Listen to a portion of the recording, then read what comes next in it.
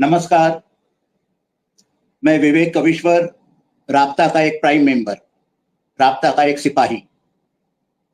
STM private limited Bharat सरकार द्वारा पंजीकृत एक संस्था है जो कला के हर क्षेत्र को प्रोत्साहित व समृद्ध करने के लिए संकल्पित है, जिसके संस्थापक श्री शिवम झा जी पेशे से तो इंजीनियर हैं, लेकिन दिल से साहित्यकार हैं। राब्ता साहित्यिक क्षेत्र में रुचि रखने वालों को सम्मानित और प्रोत्साहित कर उन्हें मंच प्रदान करता है, जिसमें विभिन्न प्रकार के कार्यक्रम आयोजित किए जाते हैं। अगर आप किसी भी कार्यक्रम में सम्मिलित होना चाहते हैं तो आप हमारे ऑफिशियल नंबर 9316863838 पर संपर्क करें। मैं नंबर एक बार फिर बताता हूं, 9316863838। हमारी राब्ता एक बहुत ही सुनियोजित और अनुशासित तरीके से कार्य करती है, जिसकी देखरेख करते हैं संस्था के मुख्य पदाधिकारी, संस्थापक और निदेशक श्री शिवम झा जी, संस्था संरक्षक मैं यानी विवेक कविश्वर, संस्था सलाहकार आदरणीय आलोक अविरल जी और खुर्रम नूर जी, प्रेसिडेंट और business development officer Rinki Soni ji, planning, designing और ऑपरेशनल ऑफिसर्स नलिनी राज जी और अजय वर्मा जी। अगर आप अभी तक राब्ता के प्राइम मेंबर नहीं बने हैं तो हमारे इस महायज्ञ में यथाशीघ्र सम्मिलित हो जाएं, ताकि ये कला और संस्कृति की यात्रा अनवरत चलती रहे। किसी भी जानकारी के लिए हमारी राब्ता और एसटीएम टीम से जुड़ें। हम यहां आपसे जुड़ने के लिए उत्सुक हैं। धन्यवाद। चलते हैं आज के कार्यक्रम की ओर। साहित्यिक सप्तरंग। राब्ता के मंच पर लगातार प्रबुद्ध कलाकार और साहित्यकार आते रहते हैं और हम उनकी मुलाकात आपसे करवाते रहते हैं। आज भी ऐसे ही दो प्रबुद्ध मेहमान यहाँ मौजूद हैं, जिनको आपसे मिलवाकर हम गर्व अनुभव करेंगे और आप खुशी। मैं नलिनी जी से प्रार्थना करूंगा हमारे दोनों प्रबुद्ध मेहमानों को जोड़ दिया जाए।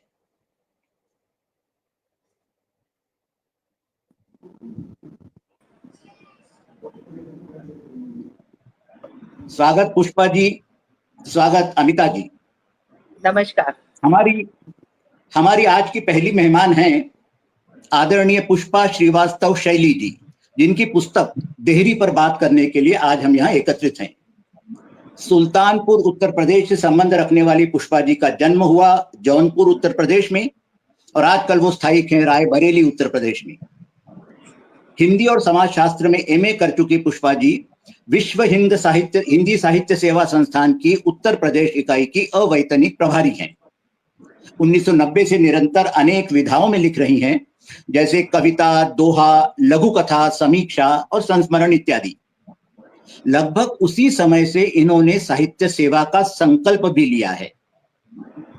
अनेक प्रतिष्ठित काव्य मंचों से लगातार वो काव्य पाठ भी करती रही हैं।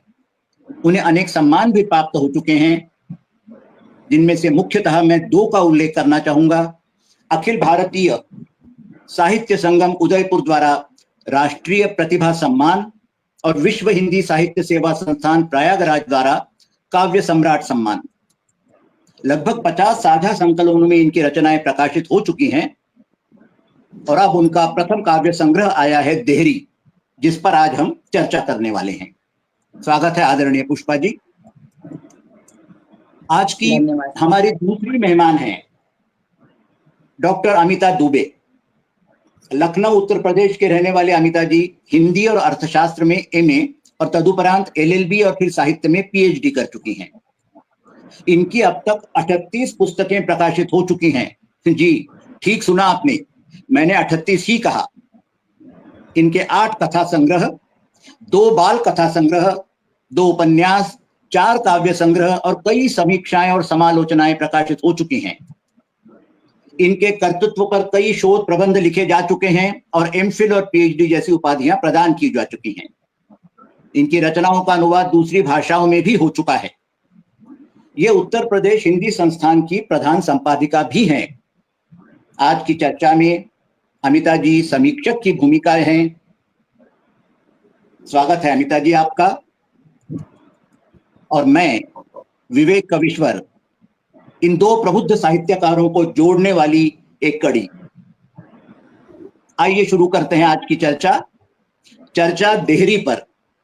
मैं चाहूंगा आज की चर्चा एक हल्की फुल्की बातचीत के रूप में रहे।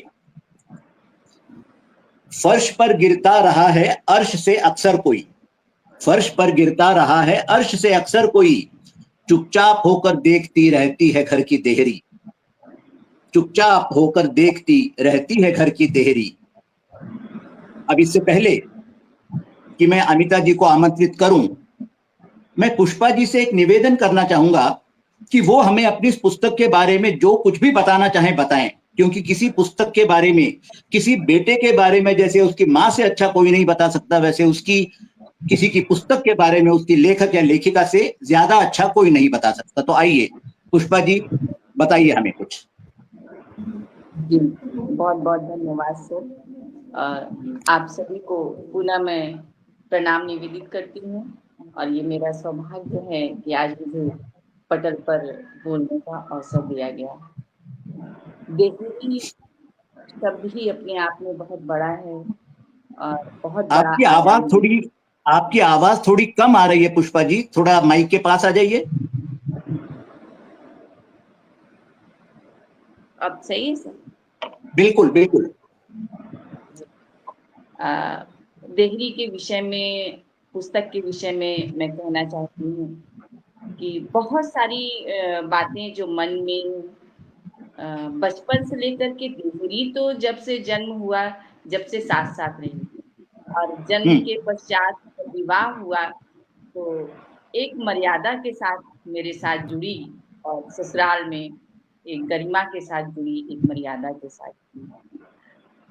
उस देहरी के अंदर कदम रखते ही ये एहसास हुआ कि नहीं, अब जो यहाँ पे मुझे करना है उसमें एक जिम्मेदारी, एक मर्यादा और उस देहरी के भीतर की जो गरिमा है उसको बना के रखना है। उस देहरी के भीतर बहुत सारी चीजें मैंने खोई भी, पाई भी और आह्लादित भी, मैं खुशी भी बहुत मिली मुझे, लेकिन वियोग भी बहुत मिला मुझे। कहीं कहीं वो विछोह भी रहा, मन को कहीं न कहीं थोड़ा-सा दुःख भी हुआ।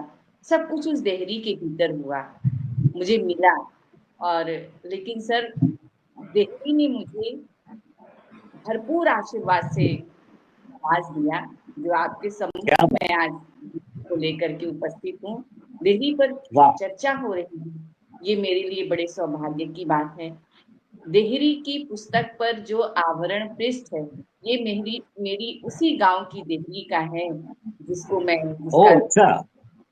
जिसको मैं स्पर्श करके देहरी के अंदर प्रवेश करती हूँ और जिसको मैं स्पर्श करके शीश नवा करके देहरी से बाहर आती हूँ।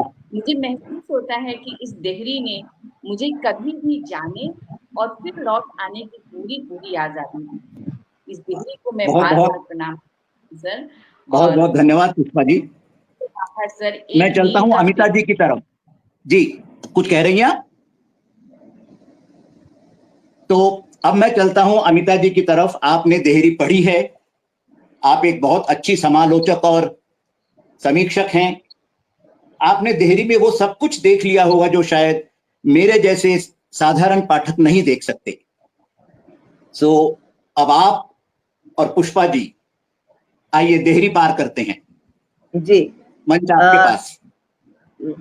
बहुत बहुत मेरी आवाज आ रही है ना कविश्वर जी? बिल्कुल स्पष्ट आ रही है। हाँ जी, बहुत बहुत धन्यवाद आपको। और मैं सर्वप्रथम तो मैं शुभकामनाएं दूंगी पुष्पा जी को भी और इस मंच को भी। पुष्पा जी को इसलिए क्योंकि देहरी पर दोबारा बात करने का अवसर इन्होंने मुझे दिया और आपके इस समृद्ध मंच पर मुझे उपस्थित होने का सौभाग्य मिला, तो मैं पुष्पा जी के प्रति आभार व्यक्त करती हूँ और आपके इस मंच को मैं प्रणाम करती हूँ, क्योंकि इस मंच के संबंध के बारे में, इसके विषय में जब मैंने थोड़ी बहुत जानकारी प्राप्त करने का प्रयास किया तो मुझे बहुत अच्छे, जिसको कहना चाहिए कि विचार मिले इस मंच के संबंध में। और एक साहित्यिक मंच एक ऐसा पटल है, ये इसे हम लोग आभासी दुनिया का पटल भी कहते हैं, परंतु मैं इसे आभासी दुनिया का पटल नहीं मानती, मैं इसे मित्रों का पटल मानती हूँ। क्योंकि आभासीय शब्द इस मित्रता से बहुत अलग प्रकार का शब्द है, क्योंकि हम आप किसी और शहर में, मैं किसी और शहर में, पुष्पा जी किसी और शहर में, और हम मित्रवत एक सूत्र में बंधे हैं तो केवल इस पटल के कारण ही। तो इसलिए मैं इसे अपना सौभाग्य मानती हूँ। और ये देहरी के संबंध में बात करने से पहले मैं उस दिन को याद करती हूँ जब पुष्पा जी ने इसका लोकार्पण हमारे उत्तर प्रदेश की राजधानी लखनऊ में और यूपी प्रेस क्लब में आयोजित किया था, और मुझे मुख्य अतिथि के रूप में उस कार्यक्रम में सम्मिलित होने का सौभाग्य मिला था। अरे वाह, तो तब से आपका आशीर्वाद देहरी को मिल रहा है। ये देहरी केवल पुष्पा जी की देहरी नहीं है, ये भारतीय संस्कृति, भारतीय परंपरा, भारतीय स्त्री और भारतीय परिवारों की देहरी है। जिस प्रकार अगर हम कहें तो हमारी संस्कृति में अगर देहरी शब्द का प्रयोग देखा जाए तो वो देहरी हमें घर और बाहर का अंतर बताती है। बेशक। जब हम देहरी के इस पार होते हैं तो घर के अंदर होते हैं, और जब हम देहरी पार करते हैं तो हम घर के बाहर होते हैं। और घर केवल रहने की जगह नहीं होती, घर हमारे विचारों का एक ऐसा प्रतीक चिन्ह है जिसमें हम कहीं सड़क पर बैठे हुए भी घर का अनुभव कर सकते हैं और अपने चारों ओर एक देहरी का निर्माण कर सकते हैं। क्योंकि ये देहरी वो लक्ष्मण रेखा भी है जिसको पार करके सीता जी को कितना कष्ट उठाना पड़ा था। ये वो देहरी है जिसका चरण स्पर्श करके हम मंदिर में प्रवेश करते हैं और हमारा घर भी मंदिर से कम नहीं होता। बिल्कुल। तो पुष्पा जी की जो ये देहरी है, ये पुस्तक मैं आप सबको दिखा भी रही हूँ इस पटल के माध्यम से। इसके लोकार्पण समारोह में इसका एक प्रकार से हमने इस अपने मित्र पटल पर भी इसका लोकार्पण कर लिया।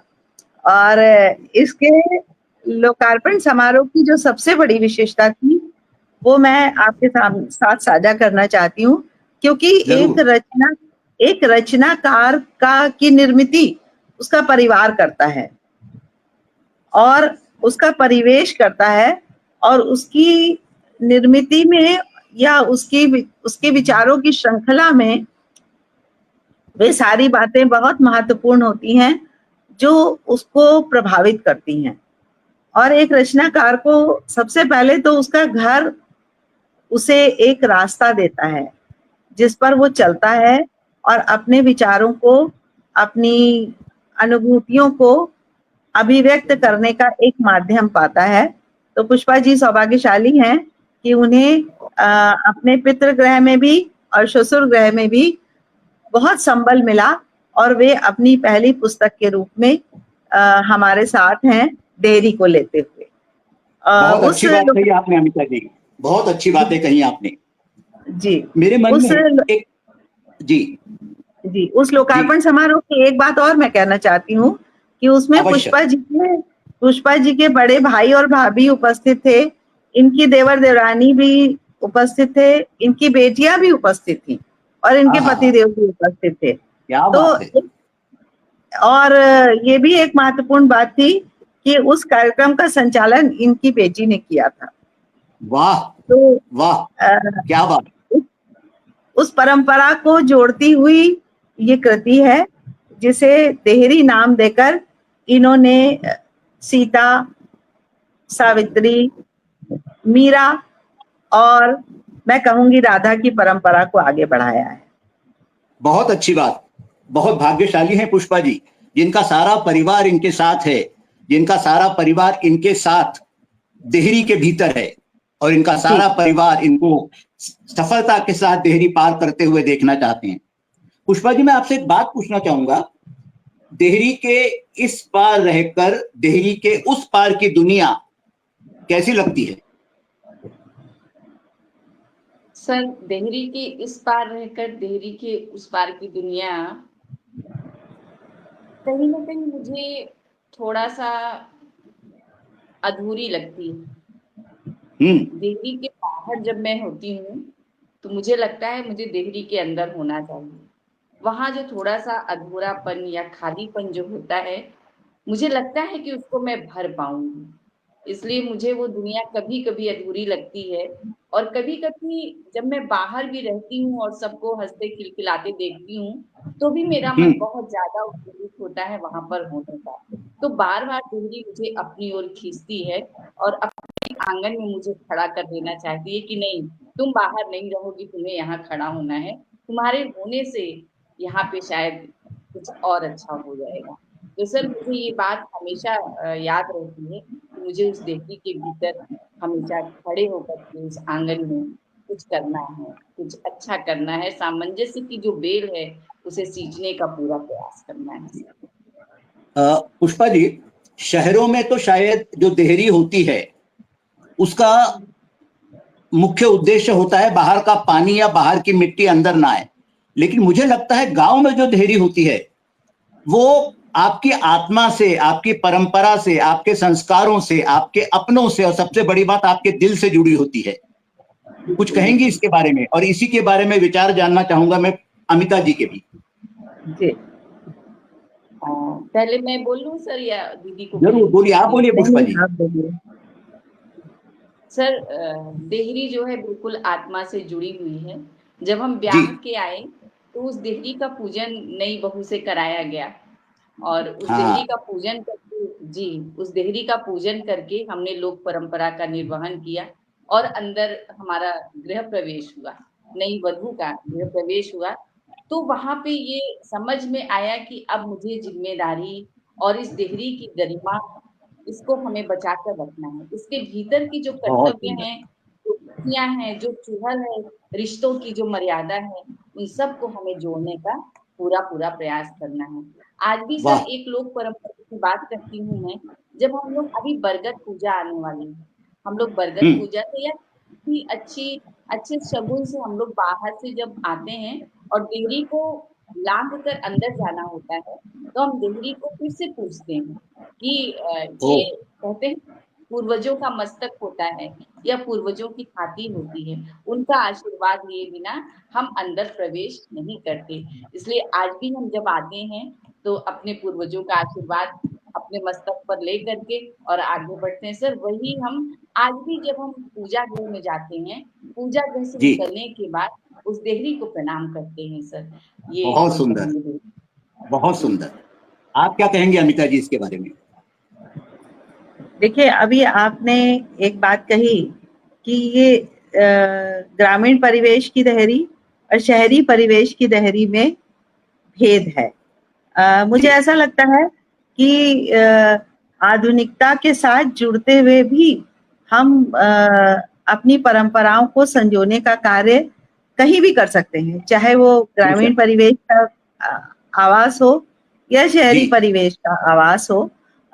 जी देहरी तो अब वो पारंपरिक देहरी जो ओट की देहरी होती थी, जो थोड़ी उठी हुई देहरी होती थी, वो हाँ देहरी शहरों में नहीं मिलती। लेकिन देहरी का जो विचार है वो शहरों में भी उतना ही है।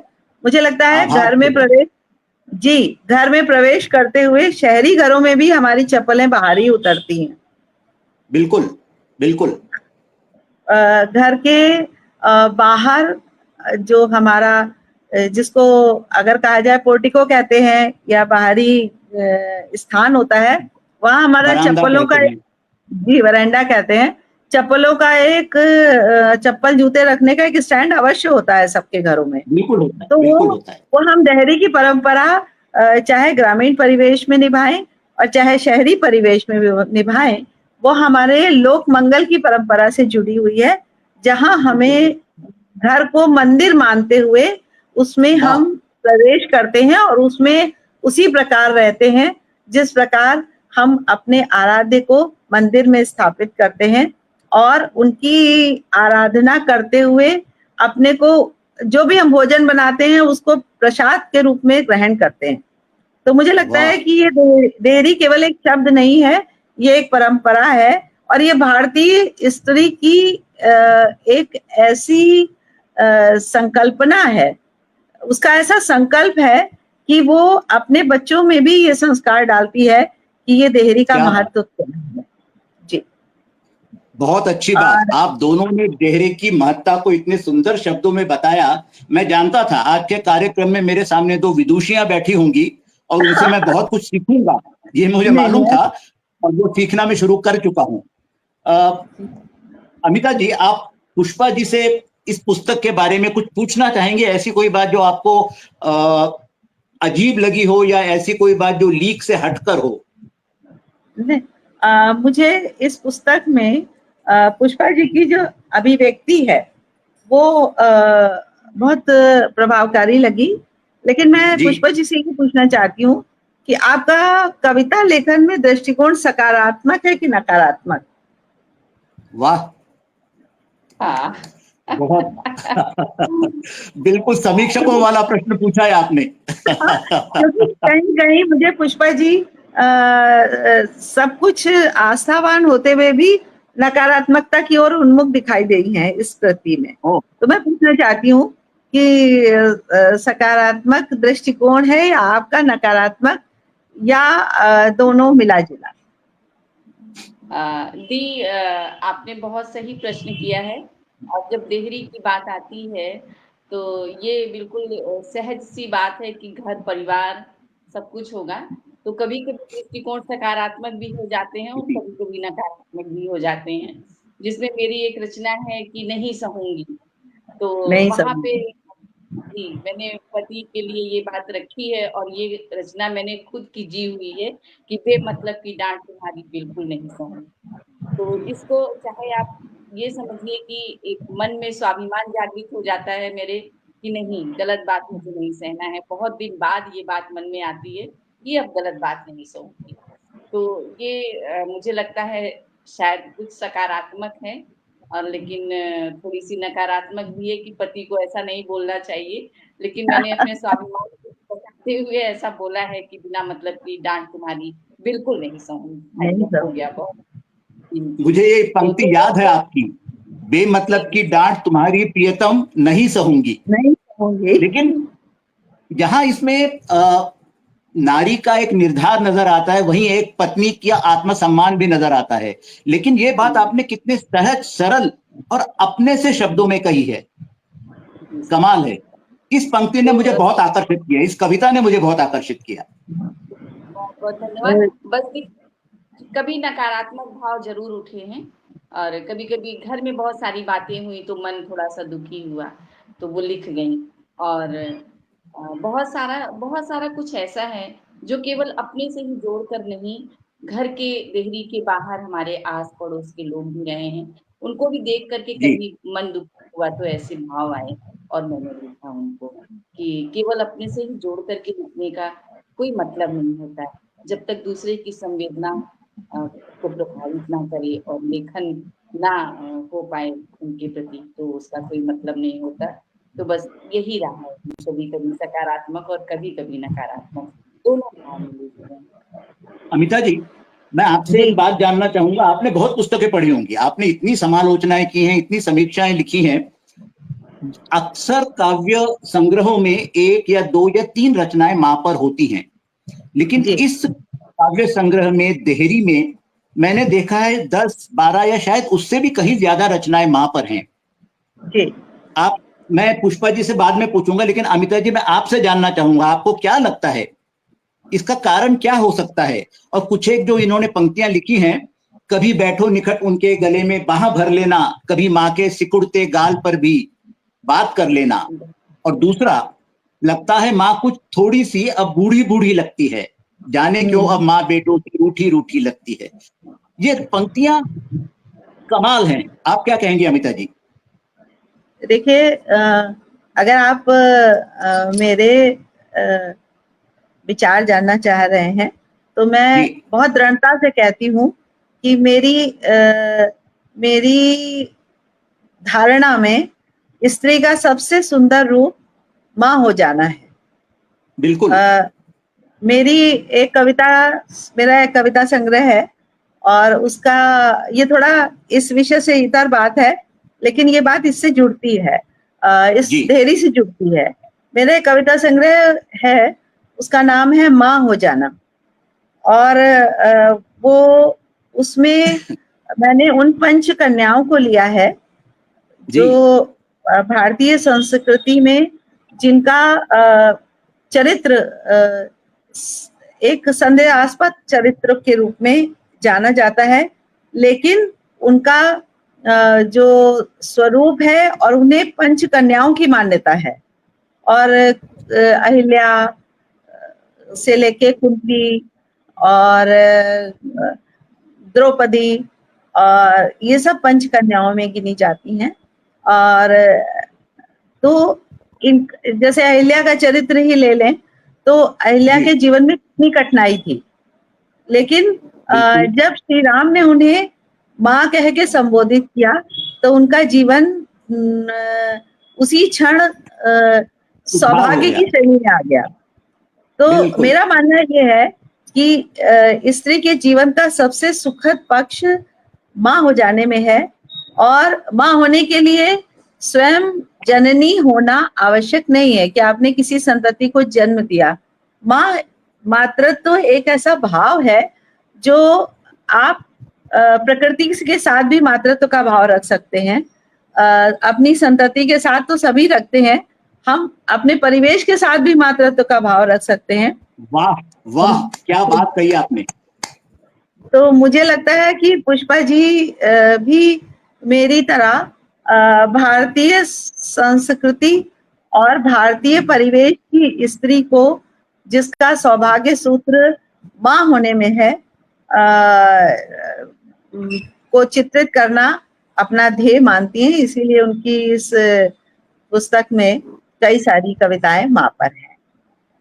बहुत अच्छा विचार रखे आपने अमिता जी। और सबसे बड़ी बात जो आपने कही कि माँ किसी की भी हो सकती है, कोई जरूरी नहीं है वो संतान उसकी अपनी हो या वो संतान ही हो। आप एक पौधे की भी माँ हो सकती हैं, आप अपने कमरे की माँ हो सकती है। आप अक्सर हमने देखा है जिस कुर्सी पर या जिस मेज पर हमारे माता या पिता बैठकर काम करते हों, उनके जाने के बाद भी हम उसे माँ की कुर्सी ही कहते हैं, हम उसे पिता का कमरा ही कहते हैं, वो हमेशा रहता है। बहुत अच्छी बात कही आपने। पुष्पा जी, आप क्या कहेंगे इस बारे में? सर, दी ने जो कहा वो बहुत बड़ा आयाम लेकर के उन्होंने कहा, लेकिन जो हमारी रचनाएं हैं इनको मैंने बहुत नजदीक से जिया है सर। माँ को भी मैंने बहुत नजदीक से जिया है।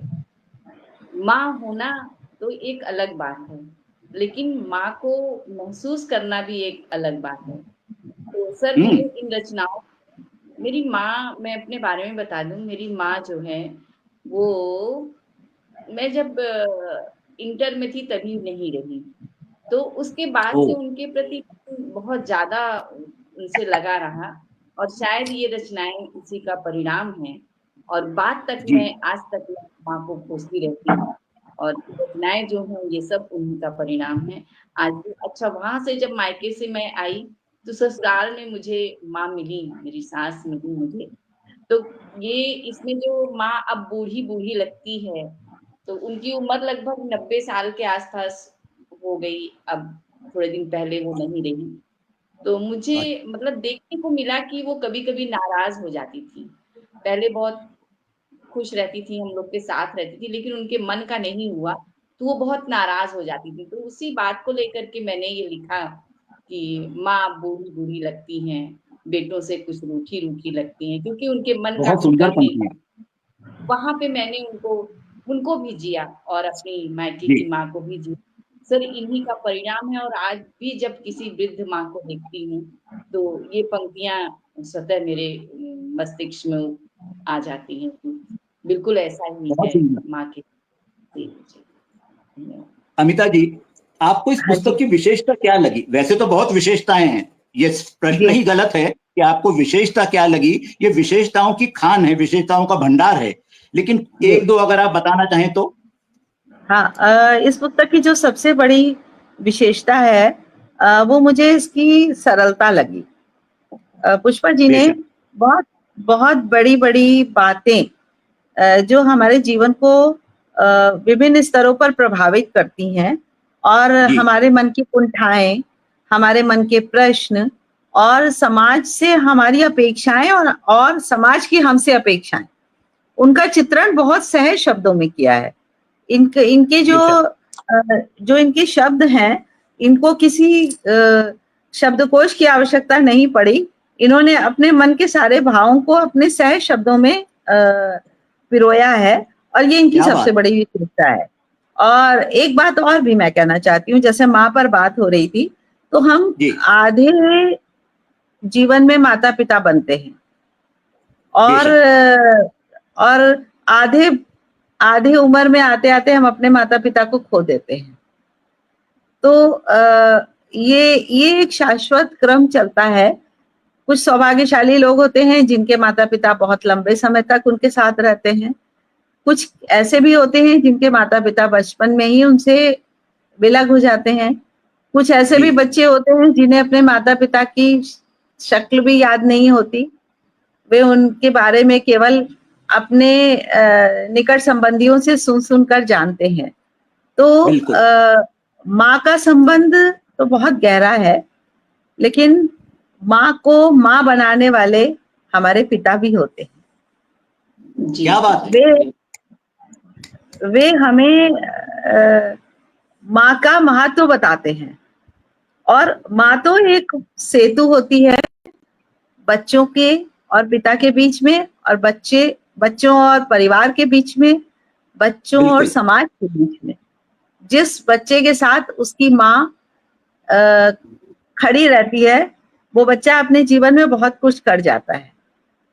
और मैं आपकी पंक्तियों को बहुत ध्यान से मैंने पढ़ा है, माँ के संबंध में आपकी पंक्तियों से अपनी पंक्तियों को जोड़ती हूँ कि जी माँ तो माँ होती है, वो सीधी खड़ी रहती है, वो सीधी खड़ी रहती है झुकी कमर के बाद भी, क्योंकि माँ परिवार की रीढ़ होती है, क्योंकि वाह। माँ क्या बात, परिवार की रीढ़ होती है। बहुत सुंदर। अच्छा, आप दोनों से मैं एक प्रश्न पूछना चाहूंगा, आप दोनों से ही। उस प्रश्न का इस चर्चा से सीधा कोई संबंध नहीं है, लेकिन अभी जो अमिता जी ने कहा उससे वो प्रश्न निकल के मेरे दिल में आया। मेरी एक कथा का एक वाक्य मुझे याद आया अभी, कि माँ जब बच्चे को गोद में उठाती है तो बच्चे को सारी दुनिया मिल जाती है, लेकिन पिता जब उन दोनों को अपने कंधों पर उठाता है तो वो नजर नहीं आता। इसके बारे में क्या कहना चाहेंगे आप? पुष्पा जी बोलेंगी? नहीं, आप बोलिए दी, आप बोलिए। बोलिए अमिता जी। अच्छा, पिता एक ऐसा व्यक्तित्व होता है हमारे जीवन में जी जिसमें जो हमें समाज का और परिवार का एक ऐसा सूत्र देता है जहां से अनुशासन का पाठ हम सीखते हैं। माँ के जी अतिरिक्त लाड़ प्यार को भी पिता का अनुशासन अनुशासित करता है। और बच्चा, चाहे वो बेटी हो और चाहे वो बेटा, अपने पिता के अनुशासन से बचपन में भयभीत होता है, लेकिन जब वो स्वयं पिता बनता है तब उसे पता चलता है कि पिता का अनुशासन क्या होता है। बहुत अच्छी बात तो कही आपने, बहुत अच्छी बात, आप वाह। आपकी जो कथा का वाक्य है वो मुझे लगता है इस पूरे संदर्भ को जोड़ता है। बहुत अच्छी बात, वाह। आप क्या कहेंगे पुष्पा जी? सर, मैं बस इतना कहूंगी कि पिता जो होता है वो किसी जी बरामदे का एक स्तंभ होता है जिस पर छत जो है पड़ी हुई होती है, बहुत सख्त होता हम्म है, वास्तव हम्म में वो बहुत मजबूत होता है और उस छत को गिरने नहीं देना चाहता पूरी मजबूती वाह लिए हुए। अब उस वाह, छत के नीचे पलने वालों का संरक्षण करता है पिता, ऐसा होता है। बहुत सुंदर बात, आप दोनों ने बहुत सुंदर बात कही और स्पष्ट कर दी मेरे मन की जिज्ञासा। पुष्पा जी, इस जहां पर हम पहुंचे हैं इस बातचीत में, मैं चाहूंगा आप अपने संग्रह में से जो आपको कविता सबसे अच्छी, खैर सबसे अच्छी माँ को अपने सारे ही बच्चे अच्छे लगते हैं, लेकिन फिर भी कोई एक कविता आप सुनाइए, हम आपसे सुनना चाहेंगे। जी जी जरूर।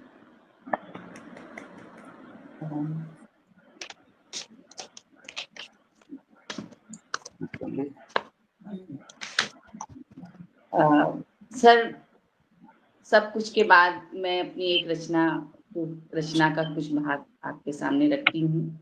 रचना है स्वागत। राम की वेदना। जी, राम की वेदना। और जी सीता का परित्याग हो चुका है, सीता जंगल चली गई है, लेकिन बहुत सारे प्रश्न सीता के मन में रहे होंगे, औरों के मन में रहे होंगे जो सीता के पक्षधर रहे होंगे, लेकिन राम की दशा को सभी नहीं समझ पाए। उस जगह पे मैंने थोड़ा सा समझने का प्रयास किया है, जो प्रस्तुत है जी आपके सामने, कि हाय राम की दीन दशा हो जाती बिन मछली जल के, सीता के वाह जाने पर। हाय राम की दीन दशा हो जाती बिन मछली जल के, सिया मरी या जीवित है, सिया मरी या जीवित है, कोई संदेश मिले कैसे। और आज हाँ यह राजा राम नहीं, आज यह राजा राम नहीं, प्रीतम सीता का रोया है, गर्भवती पत्नी को मैं निर्वासित कर खोया है।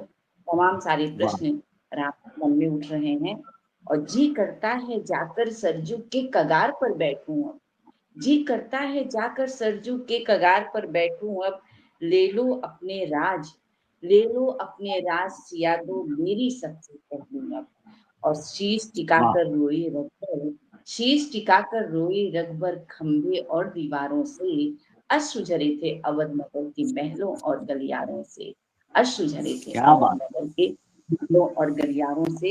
इन्हीं पंक्तियों को आगे बढ़ाते हुए, जी समय बीतता गया अवध में, समय बीतता गया अवध में, कोई ताप नहीं दिखता, लेकिन स्वयं में राघव को ही अपना राम नहीं दिखता, लेकिन वाह स्वयं में राघव को अपना राम नहीं दिखता। और कैसे अंतर को समझाएं, कैसे अंतर को समझाएं, कहा नहीं जाता सीते, बिना पाप के लांछन लगना, सहा नहीं जाता सीते, बिना पाप के वाह लांछन लगना, सहा नहीं जाता सीते। और सर की ठाव गए तो रघुवर जी भर करके रोए, सर की क्या ठाव बात। गए तो रघुवर जी भर करके रोए थे, पीछा करते आए लखन तो मुस्काकर मुख धोए थे। छोटे भाई को भी अपना रोता हुआ चेहरा वो नहीं दिखा पा रहे हैं, और दूर हुए हैं राम स्वयं के, पत्नी पुत्र दुलारों से, अश्रु झरे थे अवध नगर के महलों और गलियारों से, अश्रु झरे वाह थे अवध महलों और। बहुत सुंदर, बहुत बहुत सुंदर सुंदर पंक्तियां। कविता चुनी आपने। और मुझे याद है एक कविता आपकी और भी है, इसी तर्ज पर है, लक्ष्मण और उर्मिला का संवाद। संवाद। प्रश्न। हाँ बहुत सुंदर कविता, बहुत सुंदर। अ, आपके पास चलता हूं अमिता जी, जी। कुछ इनसे ऐसा पूछिए जो हम जैसों के दिमाग में नहीं आ सकता।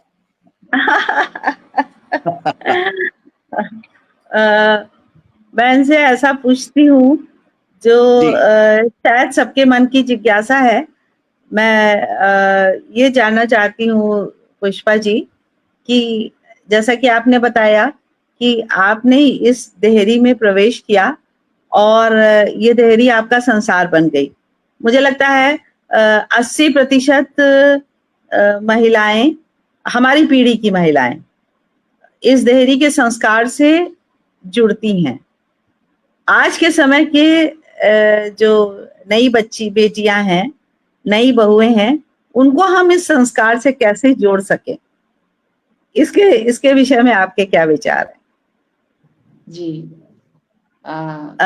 हमारी पीढ़ी की महिला, हम उस पीढ़ी की महिलाएं हैं, मतलब 50 पार की महिलाएं। तो हम उस पीढ़ी की महिलाएं हैं जहां जिन्होंने सेतु का काम किया अपनी पिछली पीढ़ी और अगली पीढ़ी के बीच में हम पुल की तरह खड़े हैं। तो नई पीढ़ी को इस देहरी से जोड़ने के लिए हमें क्या करना है? इससे पहले कि पुष्पा जी बोले, मैं एक वाक्य बोलना चाहूंगा। हम शायद ये पहली पीढ़ी हैं, माफ कीजिए, हम शायद ये आखिरी पीढ़ी हैं जो अपने माँ बाप की बात सुनते थे, और पहली पीढ़ी है जो अपने बच्चों की बात सुनते हैं। जो की बात सुनते हैं। जी पुष्पा जी। जी जी जी, सर ने बिल्कुल ठीक कहा कि हमने सुना ही है, माँ बाप की बात भी सुना और बच्चों की भी बात सुनते हैं, लेकिन कभी कभी जब हम बैठते हैं तो उन्हें सुनाते भी हैं और बार बार उन्हें यही कहते हैं कि बेटा लौट कर देहरी पे आना पड़ेगा, एक दिन अपने मूल को पहचानना पड़ेगा। तो इसलिए वो हमें पूरा प्रयास करना चाहिए। हमने उनको शिक्षा ऐसी दी कि वो, उनको पंख ऐसे दिए कि वो उड़ करके आसमान को छुए, चाहे बेटा हो चाहे बेटी हो, सबको हमने ऐसी परवरिश दी, ऐसी व्यवस्था दी कि उनकी मजबूरी भी बन गई आज के युग में कि वो घर से दूर रहकर ही अगर उनको जॉब मिलती है तो उन्हें घर से दूर जाना पड़ता है, अपने परिवार के सहित जाना पड़ता है, और कब तक वो अपना परिवार मेरे पास छोड़ेंगे और खुद अकेले जाएंगे, ये उचित नहीं है। बिल्कुल। ये आज हम भी सोचते हैं तो हमें लगता नहीं ये उनके साथ अन्याय होगा। इसलिए आप खुश रहो, हम अपनी देहरी के भीतर खुश हैं, लेकिन हाँ, उनसे ये बात हम कहना चाहेंगे कि आप त्योहारों पे जरूर लौट करके आइए, या कभी आपका मन हो तो अपने मन से उस देहरी को याद करिए, तो आपका मन जरूर एक बार विचलित होगा अपनी देहरी से मिलने के लिए। और मेरा आज के युवाओं को एक संदेश है कि आप अपनी देहरी मत छोड़िए, कैसे भी आप बाहर रहिए, सब कुछ फ्लैट बना लीजिए, अच्छे अच्छे मकान बना लीजिए, लेकिन वो देहरी जहाँ से आपको संस्कार मिला है, जहाँ से आपके माता पिता ने अपना जीवन व्यतीत किया है और आपको पंख दिया, वो पंख वहीं के द्वारा निर्मित किए हुए हैं जिनसे आज आप आसमान छू रहे हैं। तो इसलिए आपको उस देहरी के लिए जरूर लौटना चाहिए, अपने देहरी को याद करना चाहिए, अपने उस आंगन को याद करना चाहिए। युवाओं के लिए मजबूरी बहुत है उन बच्चों की, हम भी समझ पा रहे हैं, लेकिन कभी तो जीवन में कुछ तो, कभी तो आपको थोड़ा भी मौका मिले, जरूर आप लौट करके अपनी देहरी को प्रणाम करिए। हम यही कहना चाहेंगे आज के बच्चों से। और अभी तो जब तक हम लोगों का जीवन है, इस देहरी पर हम सेतु बने रहेंगे। आप जब चाहे आए, जब चाहे जाएं, ये देहरी आपका स्वागत करती रहेगी हमेशा के लिए। तो भविष्य बहुत में आने सार्थक वाले प्रश्न, बहुत सार्थक प्रश्न अनिता जी का। इस संबंध में मैं उत्तर, जी, मैं इसमें एक प्रति प्रश्न पुष्पा जी का। जी जी, इस संबंध में मैं भी एक बात जोड़ना चाहती हूँ पुष्पा जी की बात के साथ। जरूर। मेरी एक कविता है, दो आंखें नम, कि उसका लंबी कविता है लेकिन कुछ पंक्तियां, कि जब मैं उसका भाव आपके सामने रखती हूँ कि जब हम आज के समय में हम बच्चों से बात करते हैं तो वे कहते हैं अरे क्या है, लैपटॉप पे जब भी चाहो हमें चलता फिरता देख सकते हो, हम वीडियो कॉल पे बात कर सकते हैं। लेकिन मेरा एक प्रश्न इस कविता में, और ये कविता सुप्रसिद्ध कवि शिवम अंबर जी को बहुत प्रिय है। कहते हैं कि इस कविता में ये है कि जब दो पंख उड़ते हैं तो दो आंखें नम होती हैं। जब दो पंख उड़ते हैं तो दो आंखें नम होती हैं। हाँ, वे दो आंखें नम इसलिए होती हैं क्योंकि नई पीढ़ी का सपना पुरानी पीढ़ी की आंखों में समाता नहीं। नई पीढ़ी का सपना पुरानी पीढ़ी की आंखों में समाता नहीं, और पुरानी पीढ़ी अपनी आंखें झपक कर उस सपने को आगे बढ़ जाने देती है, इसलिए दो आंखें नम होती हैं। तो जब हम बात करते हैं कि हमारे परिवेश की, हमारे बच्चों की, तो जब हम अपनी पीढ़ी में आते हैं तो हमारी पीढ़ी के भी लोगों ने पलायन किया, गांव से शहर में आए, लेकिन जब शहर में आए तो एक परिवार से एक सदस्य आया, पूरा परिवार वहीं रह गया। अब परिवार की संख्या भी बहुत, परिवार में सदस्यों की संख्या भी सीमित हो गई है।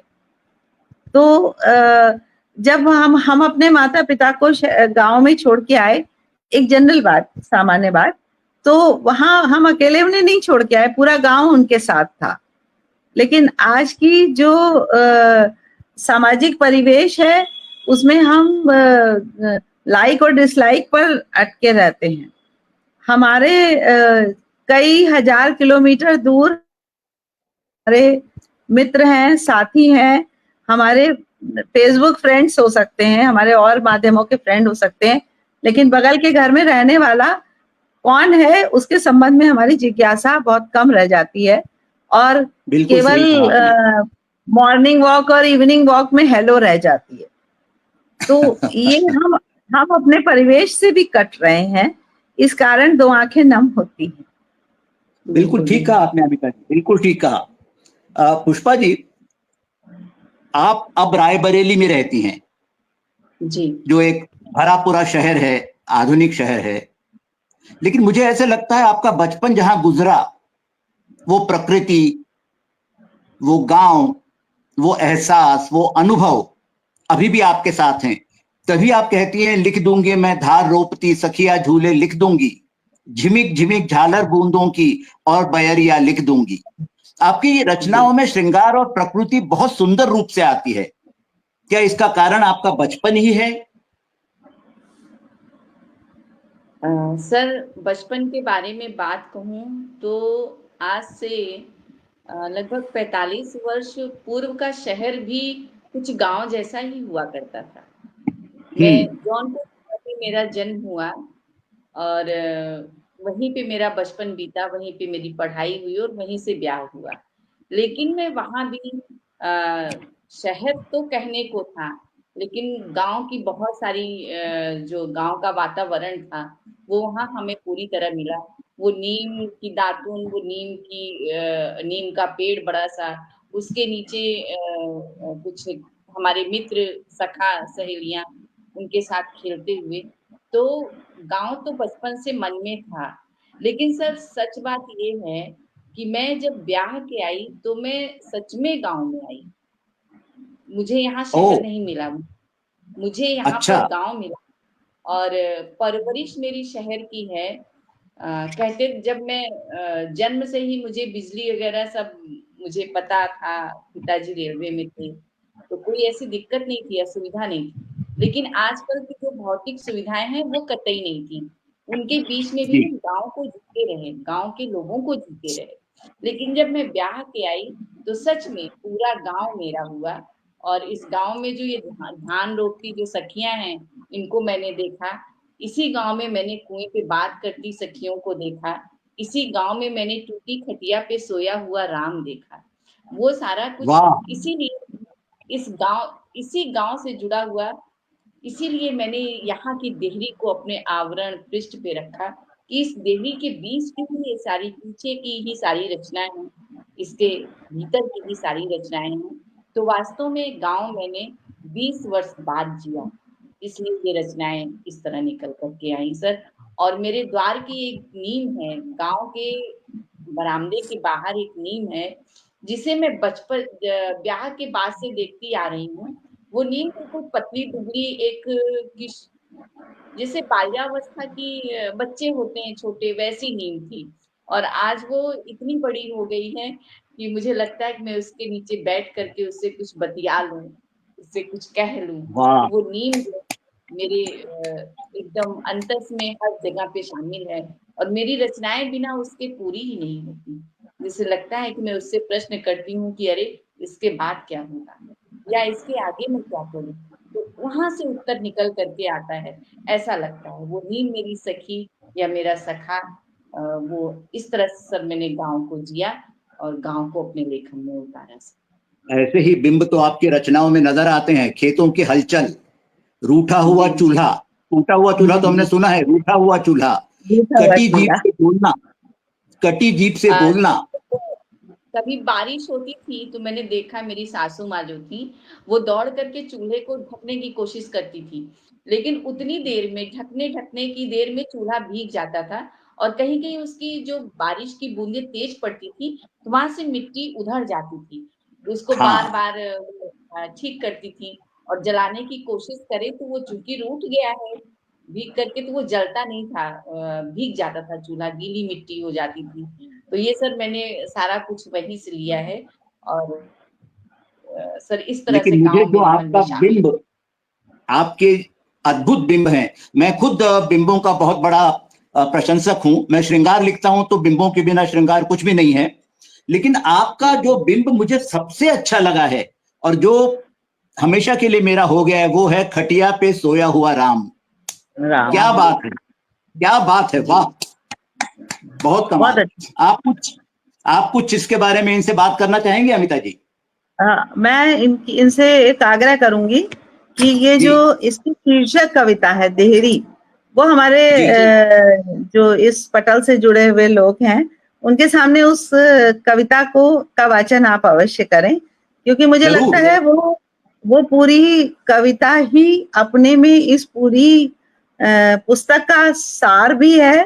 शीर्षक कविता तो है ही, और वो सारी कविताओं का मूल भाव उस कविता में है।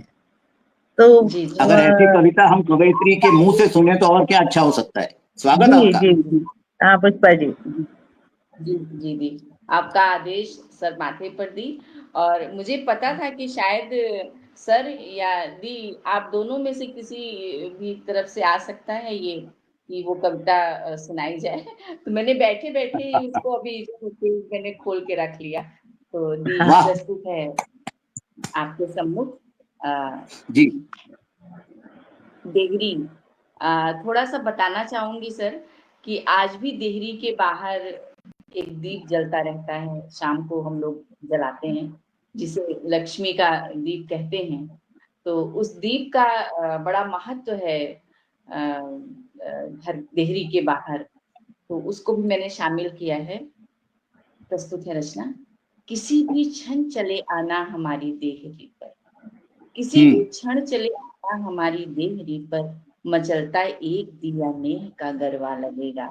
किसी भी क्षण चले हमारी देहरी पर, तनिक आगे बढ़ोगे तो हरी चादर लपेटे, तनिक आगे बढ़ोगे तो हरी चादर लपेटे, हुलसकर आपसे फिर आम का बिरवा मिलेगा, हुलसकर आपसे फिर आम का बिरवा मिलेगा, और बगल में हंस रही होंगी लजाती श्याम तुलसी, और वाह बगल में हंस रही होंगी लजाती श्याम तुलसी, दीवट पर सिपाही सा दिए का घर मिलेगा, वाह। दीवट क्या पर बात है। सिपाही का घर मिलेगा, और रसोई में वो चूल्हा आज भी नखरे दिखाकर हम्म बहुत सर गांव से थी, यहाँ पे थोड़ा सा कहना चाहूँ शहर से थी, तो चूल्हा वगैरह बड़ा कम मैंने जलाना सीखा था, बस शौकिया।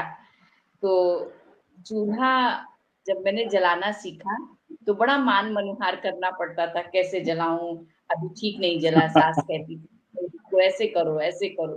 तो वो चीज मैंने यहाँ पे शामिल किया कि रसोई में वो अब तो सर हमें लगता है कि हमसे अच्छा कोई नहीं जला पाता चूल्हा, ये लगता है कि बगल में रसोई में वो चूल्हा आज भी नखरे दिखाकर, रसोई क्या में बात वो है। चूल्हा नखरे दिखाकर बड़े ही मान से मनुहार से जलता मिलेगा, बड़े ही वाह। मान से जलता मिलेगा, और जरा सा प्रेम लेकर रोटियों के संग हंसता, जरा सा कुछ भी नहीं है तो गुड़ रोटी तो उस देहरी के भीतर है ही नेह के साथ, कि जरा सा प्रेम लेकर रोटियों के संग हंसता, असीमित नेह दूंगा गुड़ डली गलता मिलेगा, और वहीं पर खाट पर बसते ठहाके रिश्तों के सफर का पत्र भी लिखता मिलेगा, किसी भी क्षण चले आना हमारी देहरी पर, मचलता एक दिया नेह का गरबा लगेगा, मचलता बहुत सुंदर, बहुत बहुत सुंदर। सुंदर। और मैं धन्यवाद कहूंगा अमिता जी को जिन्होंने इतनी अच्छी फरमाइश की। ये जो कविता मैंने पढ़ी थी, अब मैंने उस कविता को जिया है। जी। जी। बहुत सुंदर, कोई नहीं। मैं पुष्पा जी की रचना धर्मिता पर ये कहना चाहती हूँ कि यद्यपि ये इनकी पहली पुस्तक है, जी ये और साझा संकलनों में इनकी आपकी रचनाएं बहुत सारी प्रकाशित हुई हैं, लेकिन इस जी पुस्तक की जो कविताएं हैं वो परिपक्व कविताएं हैं। उन्हें जी ये नहीं कहा जा सकता कि ये किसी रचनाकार की पहली पुस्तक की पहली प्रस्तुतियां हैं। बिल्कुल अ, बिल्कुल। और जो इसमें आपका जो भाव है, एक कवित्व का भाव जो है वो मुझे लगता है कि अपनी सहजता, सरलता और सोंधेपन के कारण हमेशा याद किया जाएगा। इसमें गांव की मिट्टी की महक है, इसमें संस्कारों की भावनाएं हैं और एक आकर्षण है जो हमें हमारे परिवेश के साथ साथ हमारी संस्कृति से जोड़ता है। इसलिए इनकी बिल्कुल देहरी देहरी पुस्तक की जितनी कविताएं हैं वो बहुत प्रशंसनीय भी हैं और हम प्रतीक्षा करेंगे कि पुष्पा जी की अ, दूसरी कृति बहुत जल्दी आए, क्योंकि मुझे पता है कि किताबें एक बार में आती हैं, शनय शनय आती हैं, लेकिन रचना प्रक्रिया बहुत लंबे समय से चल रही होती है। रचनाओं को एक रचना करना और उसको पुस्तकाकार रूप देना दो अलग अलग काम है। तो मुझे लगता है कि बहुत शीघ्र आपकी दूसरी पुस्तक अगर कविता में आएगी तो आएगी, नहीं मुझे लगता है आप गद्य भी कविता में ही लिखेंगी, इसलिए आपको गद्य के क्षेत्र में भी प्रवेश करना चाहिए। बहुत अच्छी बात कही बिल्कुल अमिता जी आपने, वाह बहुत अच्छी बात कही। और जिस रचनाकार के पास उसकी रचनाओं में इमली का खट्टापन हो, दीवट का जी दीवा हो, बड़के बाबा हो, कंकड़ी जी में प्यार भरकर मानने वाला भी कोई हो, जी जी माटी की धड़कन हो, लजाती हुई शाम तुलसी हो, उसके लिए गद्य क्या पद्य क्या कोई भी विधा उसे रोक नहीं सकती। जी बहुत, जैसे मैंने इस चर्चा की शुरुआत में कहा था, आज दो विदुषियों से मैं बहुत कुछ सीखने वाला हूं। सच मानिए बहुत अच्छा लगा आप लोगों से बात करना, आपसे काफी कुछ सीखा। लेकिन जाने से पहले मैं आप दोनों से एक प्रार्थना करना चाहूंगा, आपसे सलाह लेना चाहूंगा। आजकल फेसबुक के बाद रचनाकारों की भीड़ आ गई है जी और एक एक और समस्या पैदा हो गई है, जिसने भी दो कविताएं लिखकर फेसबुक पे डाल दी वो अपने आप को साहित्यकार कहने लग गया है। तो आप श्रेष्ठ साहित्यकार, श्रेष्ठ श्रेष्ठ साहित्यकार, जी जी श्रेष्ठ साहित्यकार। जी। तो अमिता जी आजकल के नवांकुरों के लिए कुछ संदेश छोटा सा देना चाहेंगी आप? जी, मैं तो अपनी अपनी यात्रा की बात करते हुए जी आपसे साझा करना चाहती हूँ कि मैं किसी भी विधा में कोई भी रचना करती हूँ, वो जी चाहे कविता हो, चाहे कहानी हो, चाहे किसी भी विधा में, यहाँ तक कि कोई आलोचनात्मक आलेख, मेरी आलोचना की भी लगभग 18 पुस्तकें हैं। तो जी हाँ आलोचनात्मक पुस्तकों या आलेख तैयार करते समय भी मैं अपना अनुभव बताती हूँ कि मुझे लगता है हर रचनाकार अपनी रचना के मोह में होता है और जब वो रचना पूरी होती है तो कुछ दिनों तक वो मोह उसके साथ चलता है। तो मैं तो अपनी किसी भी रचना को 10-15 दिन के लिए अलग रख देती हूँ और फिर उसको 15 दिन बाद, 20 दिन बाद उठाती हूँ और फिर उसे एक पाठक की दृष्टि से या एक संपादक की दृष्टि से पढ़ती हूँ। उसके बाद बिल्कुल। कभी कभी ऐसा होता है कि वो रचना यथावत मन को भा जाती है और जब लेखक के मन को भाती है तभी वो पाठक के मन को भाएगी, श्रोता के मन बिल्कुल को जी भाएगी। जी तो जी कभी कभी वो रचना यथावत भा जाती है और कभी कभी ऐसा भी होता है कि वो रचना कहीं कचड़े के डिब्बे में भी चली जाती है और होता है। लगता है कि ये क्या बेतुका लिख गया और कभी कभी उसमें पर्याप्त संशोधन भी हो जाते हैं। तो मुझे लगता है कि हमें नवांकुरों की तो आजकल खैर किसी को नवांकुर कहने का समय ही नहीं है, सभी प्रतिष्ठित अंगूठे साहित्यकार और हैं। अंगूठे और तालियों के साथ साथ साहित्यकार हैं। तो नहीं, आपने बहुत तो अच्छी सलाह दी और जी ये बात तो सभी के लिए सीखने वाली है। हाँ, ये सबके चाहे वो सबके मैंने जी बिल्कुल, आ, चाहे वो हमें और नवांकुर हो मैं एक संपादक भी हूँ, 2 पत्रिकाओं जी। का संपादन मैं करती हूँ। तो मैं अपना संपादकीय अनुभव भी आपके मंच से साझा करना चाहती हूँ कि वर्तमान जरूर। समय में हम आचार्य महावीर प्रसाद द्विवेदी जी का भी हमने जन्म दिवस मनाया, 15 मई को उनका जन्म दिवस होता है। तो सरस्वती की परंपरा की बात करें और आज के संपादकों की स्थिति ये है कि अगर वो किसी रचनाकार की रचना का शीर्षक बदल देते हैं तो रचनाकार कहता है कि आपको पूछना चाहिए था, हमारा शीर्षक बदलने से पहले आपको पूछना चाहिए था। तो ये जो स्वयंभू रचनाकारों की एक श्रृंखला बहुत आगे बढ़ती चली जा रही है, इससे हमारे बिल्कुल। साहित्य का भी नुकसान हो रहा है। बेशक हो रहा है। अच्छा साहित्य और अच्छा साहित्यकार उदासीन होता जा रहा है। इस बिल्कुल होता जा रहा है। प्रकार की, हाँ जी, उसको क्योंकि नहीं पता। कई बार आप देखिए ना, फेसबुक पर कोई भी ऐसा संदेश होता है जिसको बिना देखे लोग शुभकामनाएं देना शुरू करते हैं, भले ही वो किसी की अशुभ समाचार हो। तो ऐसे समय में हमें बहुत सतर्क होकर रचना करनी चाहिए और उतावलापन तो कभी भी किसी भी रचना के साथ अच्छा नहीं होता। जब हम स्वयं बेशक। संतुष्ट हो लें तब हमें उसे क्योंकि जो भी रचना अगर कहीं भी प्रकाशित हुई या प्रसारित हुई या कहीं किसी के मध्य गई तो वो सार्वजनिक हो जाती है, तबे हमारी अपनी रचना नहीं रह जाती। और उसमें सामाजिक सरोकारों को जोड़ते हुए हमें इस बात का भी ध्यान रखना चाहिए। मैं संक्षेप में बात अपनी खत्म करती हूँ, मुझे पता है कार्यक्रम समापन की ओर है, कि एक साहित्यकार का दायित्व इस पर भी बहुत आता है कि हम अपने पाठक को अपने समाज का कौन सा रूप दिखाना चाहते हैं। बेशक।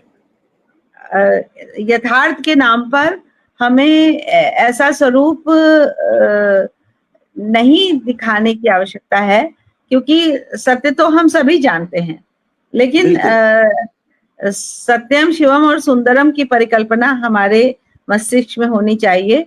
तो अप्रिय सत्य नहीं होना चाहिए। और सत्य, और दूसरी बात ये कि अगर हम कीचड़ में कंकड़ फेंकेंगे तो छींटे अपने पर भी आते हैं। तो मुझे लगता है कि उस कीचड़ से बच के साहित्यकार को निकलना चाहिए और अपने ऐसे, क्योंकि ये जो हमारी रचनाएं आज की नहीं होती, ये हमारे इस संसार में रहने तक तो पढ़ी जाती हैं और उसके बाद भी पढ़ी जाती हैं।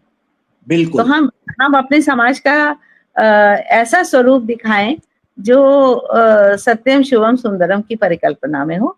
मेरा ऐसा मानना है। बिल्कुल, बहुत अच्छी बात कही आपने, बहुत अच्छी सलाह दी और बहुत कुछ सीखने वाला है इस सलाह से। आप क्या कहेंगी पुष्पा जी? सर, मैं ये कहूंगी कि जो परिपक्व साहित्यकार हैं उन्हें फेसबुक से बचना चाहिए। उन्हें बच्चों की तरह या जो नवोदित साहित्यकार हैं उनकी तरह बहुत उछल कूद करके हमेशा फेसबुक पर या सोशल मीडिया पर इस तरह से नहीं आना चाहिए, क्योंकि आपके द्वारा कही गई जो बात है वो गंभीर होनी चाहिए और लोगों तक एक बिल्कुल। संदेश देती है। तो इसलिए अपने बिल्कुल। आप को थोड़ा-सा गंभीर बना करके, थोड़ा-सा धैर्य के साथ अपनी बात को रखें। हर छोटी-छोटी बात पर उछल कर या कुछ भी लिख करके ये कह जाने का कोई अर्थ नहीं होता। हल्कापन बिल्कुल ठीक कहा आपने, जाहिर। बिल्कुल ठीक कहा। और मुझे पूरा जी। विश्वास है हमारे श्रोताओं में जितने भी नवांकुर होंगे या जितने भी स्थापित रचनाकार होंगे या जितने भी वरिष्ठ रचनाकार होंगे, वो इन सलाहों से बहुत कुछ सीखेंगे। आज की शाम हम देहरी के अंदर भी रहे, हम देहरी के उस तरफ भी गए और 2 विदुषियों से हमने जो इतनी सार्थक बात की, मुझे पूरा विश्वास है हम सबको अच्छी लगी होगी। मुझे बहुत अच्छी लगी। काश ये कार्यक्रम हम और खींच सकते, लेकिन हर समय की एक सीमा होती है। मुझे पूरा विश्वास है अमिता जी और पुष्पा जी, जब भी इनसे बात करने का मन होगा और हम इन्हें आमंत्रण देंगे, ये अवश्य आएंगे। मैं आप दोनों का बहुत बहुत धन्यवाद करता हूं एक अच्छी शाम देने के लिए हम सबको। मैं राब्ता का बहुत बहुत धन्यवाद करता हूं एक ऐसा मंच देने के लिए हम तीनों को जहां हम लोगों से रूबरू बात कर सकें, उन्हें अपने विचार बता सकें। धन्यवाद राब्ता, धन्यवाद अमिता जी, धन्यवाद पुष्पा जी। फिर मिलेंगे। बहुत बहुत आभार, जय हिंद, बहुत वंदे मातरम। आपको बहुत धन्यवाद सुंदर कार्यक्रम संयोजित करने के लिए और संचालित करने के लिए। एक धन्यवाद। संचालक कार्यक्रम की प्राण होता है एक संचालक, और आपने प्राण तत्व हम सब में प्रविष्ट कराया, इसके लिए बहुत बहुत आभार। बहुत बहुत शुक्रिया, धन्यवाद। कि कविश्वर सर से बात करके सच में मेरा मनोबल बढ़ा और दी ने मेरा उत्साहवर्धन किया, और मुझे लगता है कि मुझे आशीर्वाद मिल गया है, मुझे गद्य में भी काम करना चाहिए। तो मैं सच में गद्य में भी काम शुरू करूंगी, और जब मैं काम शुरू करूंगी तो दी आपसे आशीर्वाद पुनः लूंगी। और कविश्वर सर को बहुत बहुत आभार, बहुत अच्छा लगा। बिल्कुल। और सच में काम बहुत अच्छी रही, बहुत बहुत आभार। आप दोनों का आशीर्वाद मेरे लिए बहुत मायने रखता है। जल्दी ही मिलेंगे इस आशा के साथ। प्रणाम, जय हिंद, प्रणाम, वंदे मातरम। वंदे मातरम। धन्यवाद।